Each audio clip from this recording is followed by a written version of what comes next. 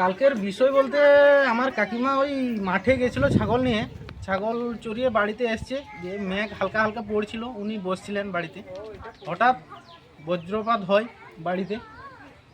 উনি তখন ওনার কোথাও আঘাত লেগে অজ্ঞান হয়ে যায়। সবাই ছুটে এসে হইচই করে তাড়াতাড়ি ডাক্তার ডাকা হয় কাছের একজনকে। উনি দেখে বললেন সেরকম একটা অসুবিধা হবে নি হয়তো, তা হাসপাতালে নিয়ে যাওয়া হয়। আমরা হাসপাতালে নিয়ে যাওয়ার পর 2 ঘন্টা মতো পর জ্ঞান ঘুরে, চোখ মুখ খুলতে পারেনি, চোখ জ্বালা করছিল। ওষুধ দেওয়ার ঘন্টাটেক পর উনি চোখ খুলেন এবং ভালেন। এখন কথাবার্তাও বলছেন, আপাতত সুস্থ আছে। নয়াগ্রামে হাসপাতালে আছে, নয়াগ্রাম স্পেশালিস্ট হাসপাতালে। ওনার নাম কাকলি বেরা, বয়স 50 মতো হবে অনুমানিক, একটু কম হতে পারে।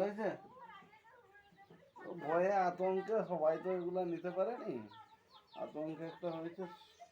শক লাগলে সেরকম ইয়ে হতো, অসুবিধা হতো।